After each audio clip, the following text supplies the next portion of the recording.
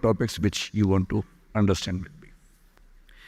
मैं आपको एक कहानी से बात शुरू करता हूँ, एक स्टोरी से बात शुरू करता हूँ, रियल स्टोरी।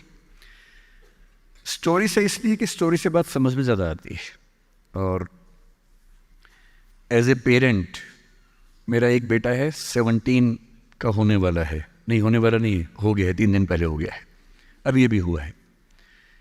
तो 17 की उम्र आप जानते हैं सबसे खतरनाक होती है। आप लोग भी लगभग उसके आसपास होंगे या अभी अभी उससे निकले होंगे। Most difficult age is just 16, 18, 19।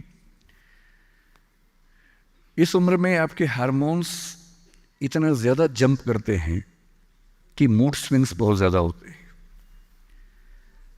आपको अपने दोस्तों से बात करके इतना सुकून मिलता है। पेरेंट्स दुश्मन नज़र आते हैं इस उम्र में। पेरेंट्स कोई अच्छी बात भी कहें तो लगता है कि ये क्यों मनहूस लोग हमारे घर में रहते हैं, क्यों ऐसी खराब बात बोलते हैं। They don't understand, they are outdated people, ऐसा मन में भाव आता है। सबको आता है। आपको आ रहा है तो पहली बार नहीं आ रहा है, आज से 30 साल के बाद आपके बच्चों को भी आएगा आपके बारे में, एकदम उतनी ही इंटेंसिटी से आएगा जितना आपको आता है। जितना आपको लगता है कि आपके पेरेंट्स बिल्कुल नहीं समझते, आपके बच्चे आपके बारे में यही सोचेंगे 30 साल बाद। ये एकदम इटर्नल ट्रुथ है जिसको आप रोक नहीं पाएंगे। So this is a normal thing. आप लोगों की एज में जो सबसे बड़ी चिंता मुझे होती है, जैसे मैं अपने बेटे से बात करता हूँ, तो मैं तो एक बहुत ही खराब पेरेंट हूँ। खराब पेरेंट का मतलब मैं कभी कहता ही नहीं कि पढ़ो, कभी कहता ही नहीं कि टॉप करो, मैं कभी नहीं कहता। मैं सिर्फ ये कहता हूँ कि बेटा हर साल एक क्लास पास करते रहो, काफ़ी है। बस इतनी साउंड प्रिपरेशन मत करना कि मैं 8वीं क्लास 2 बार में करूँगा, ऐसा मत करना, एक ही बार में कर लो। और मैं कभी परसेंटेज पूछूंगा नहीं आपसे, मैं पूछता भी नहीं, हालांकि वो बता देता है, लेकिन मुझे उसमें इंटरेस्ट है नहीं। वट एवर परसेंटेज ही gets. And we also have a daughter, I am not the biological father, she is a relative's daughter, so she lives with us. हम दोनों बच्चों से बोलते हैं कि हम कभी नहीं पूछेंगे परसेंटेज क्या है, ना हम पूछते हैं, ना हमारा इंटरेस्ट है। हमारा इंटरेस्ट केवल इस बात में है कि वो बेहतर ह्यूमन बीइंग्स बन जाए, क्योंकि मैंने ज़िंदगी को बहुत अच्छे से देखा है। और मैं एक बहुत ही ख़राब स्टूडेंट रहा हूँ स्कूल में, बहुत बदमाश, शरारती, कम पढ़ने वाला। पर दिमाग इतना था कि 10 दिन 20 दिन पढ़ के अच्छे नंबर आ ही जाते थे। तो मेरा दिमाग कह जाता कि जो काम 10 दिन का है उसके लिए साल क्यों ख़राब करूँ। तो जब 10 दिन में हो ही जाता है तो 10 दिन खराब करेंगे उसमें। और दूसरी बात, ओवर द ईयर्स मैंने ये सीखी है कि जो मैंने स्कूल में पढ़ा था उसमें से बहुत कम ज़िंदगी में काम आता है। मैंने ट्रिगोनोमेट्री पढ़ी, मेरी ज़िंदगी में कभी काम नहीं आई।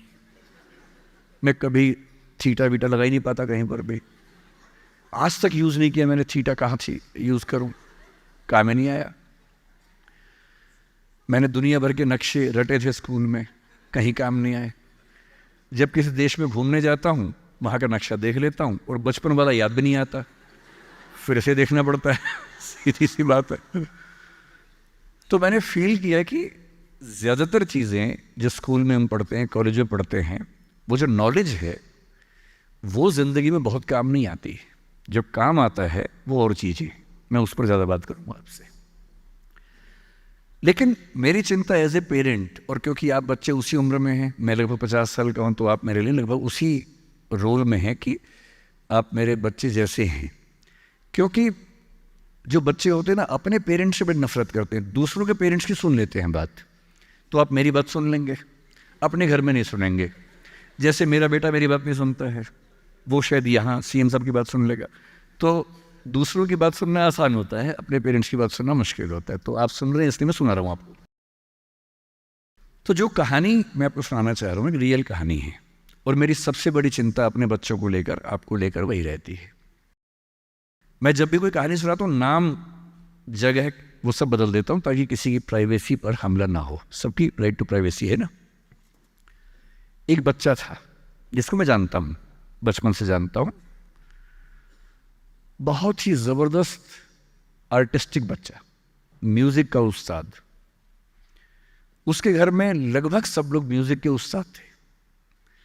इंस्ट्रूमेंटल म्यूज़िक, वोकल म्यूज़िक, हर चीज़ में अच्छा, पढ़ने में भी ठीक, बढ़िया। और जब हम स्कूल में थे, वो मेरी क्लास में तो नहीं था, थोड़ा सा अलग क्लास में था, पर स्कूल में बहुत पॉपुलर था being into music. I was in debating, he was into music. और बाद में उसने हमारा स्कूल छोड़ भी दिया कुछ समय के बाद, फिर वो कहीं और चला गया, फिर हमारा मिलना नहीं हुआ। उस समय ना तो व्हाट्सएप था ना यूट्यूब था, तो बाद में मिलने का स्कोप भी नहीं रहता था। जो एक बार चला गया वो चला ही जाता था उस समय। अब तो बच्चे ज़िंदगी भर दोस्त रहते हैं। फिर जब मैं दिल्ली यूनिवर्सिटी में आ गया, ग्रेजुएशन कर चुका था, उसके बाद अचानक मुझे एक बचपन का दोस्त मिला जिसने मुझे एक इंटरेस्टिंग क्या, डेवास्टेटिंग बात बताई। तो बात चल रही थी कि स्कूल के दोस्त कहाँ कहाँ हैं, क्या कर रहे हैं। तो बातों बातों में उसका जिक्र भी आया। तो मैंने बड़ी उम्मीद से पूछा, मैंने कहा वो तो बॉम्बे चला गया होगा, फिल्म इंडस्ट्री में चला गया होगा। तो मेरे दोस्त ने पूछा कि तुम्हें नहीं पता उसके बारे में? मैंने कहा नहीं। उसने कहा यार वो जेल में है, and he was one of the most creative students of our school. मैंने कहा जेल में क्यों है? बोले सच में नहीं पता। मैंने कहा सच में नहीं पता मुझे। बोले वो ग्रेजुएशन करने के लिए जब गया तो पता नहीं क्या हुआ, उसकी थोड़ी संगति खराब हो गई। बैड कंपनी जिसको हम बोलते हैं, जो इस उम्र में अच्छी लगती है, वही वाली।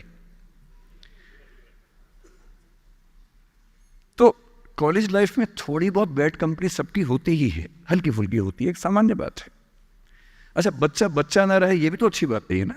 थोड़ा बचपन तो जीना भी चाहिए, थोड़ा शरारतें करनी भी चाहिए। पर किसी किसी का दुर्भाग्य होता है कि ज्यादा हो जाता है। उसके साथ ऐसा हुआ। उस सब प्रोसेस में उसको ड्रग्स की आदत लग गई। और ड्रग्स एक ऐसी चीज है, एडिक्शन ऐसी चीज है कि उसमें वन वे रास्ता होता है, टू वे नहीं होता है। आप जा सकते हैं, वापस नहीं आ सकते। मतलब 1000 लोग जाएंगे तो उनमें से एक आध वापस आएगा, वो भी इतने मुश्किलों से जो ऑलमोस्ट इम्पॉसिबल है। I have seen many such cases. Social welfare department से मेरे कई दोस्त ऑफिसर्स हैं, तो मैं उनसे जब पूछता हूँ, बताते हैं मैंने ऐसे लोगों को देखा है 10-10 साल से स्ट्रगल कर रहे हैं एडिक्शन से बाहर आने, कि नहीं आ पा रहे, खत्म हो गए हैं। उस बच्चे को ड्रग्स की आदत पड़ गई कॉलेज में जाके, पेरेंट्स को पता ही नहीं था। तो जब पेरेंट्स को भनक लगी तो उसको दबाव बनाया कि तुम घर आ जाओ। अब वो जिस कंपनी में था, दोस्तों वाली कंपनी में, वहाँ अब ड्रग्स बहुत महंगे होते थे, पैसे घर से बहुत कम आते थे, जितने पैसे एक मिडिल क्लास फैमिली दे सकती है। अब वो घर से ज़्यादा पैसे मांगने लगा, पैसे मिलते नहीं थे। उसको अपने ही घर के लोगों पर गुस्सा आने लगा। तो एक बार वो अपने घर आया हुआ था छुट्टियों में, और वहाँ भी वो कुछ कुछ करता रहता था। उसके पेरेंट्स ने उसको बहुत समझाया कि बेटा ऐसा मत करो। और एक दिन इस बात पे झगड़ा बढ़ गया। भाई आप पेरेंट्स की चिंता समझेंगे आज से 30 साल बाद, जब आपके बच्चे इस एज में होंगे ना, आपकी नानी मर जाएगी उस समय। नानी मरना एक मुहावरा है, इसका मतलब बहुत चिंता में रहेंगे उस समय आप। और उस दिन पता नहीं क्या हुआ, एक झगड़ा हुआ,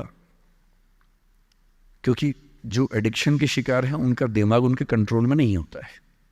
यहाँ तक कि जो ड्रिंक करते हैं, ड्रिंक एक लेवल से ज़्यादा कर लें तो दिमाग कंट्रोल से बाहर निकलने लगता है। ड्रग्स में तो ये एलिमेंट बहुत ज़्यादा होता है। और आधी रात को उसने क्या किया, उसने अपनी फैमिली के 5 लोगों का मर्डर कर दिया। मर्डर। उसने खाने में जहर मिलाया, लगभग सब लोग उससे मर गए। एक मेंबर नहीं मरा क्योंकि उसने खाना खाया नहीं उस दिन, तो उसको उसने अलग से मारा। और ये बात है जब उसकी उम्र लगभग 17-18 साल की थी, या 19 के आसपास रहा होगा। उसके बाद वो जेल गया। मुझे उसके बाद से पता ही नहीं कि क्या हुआ, फांसी हुई या उम्र कैद हुई या क्या हुआ, ना तो मुझे पता है, ना मैं इंटरेस्टेड हूँ जानने में। मैं उसका नाम हम सब जानता हूँ। एंड 1-2 क्लास स्कूल में ऐसी थी कि वो हम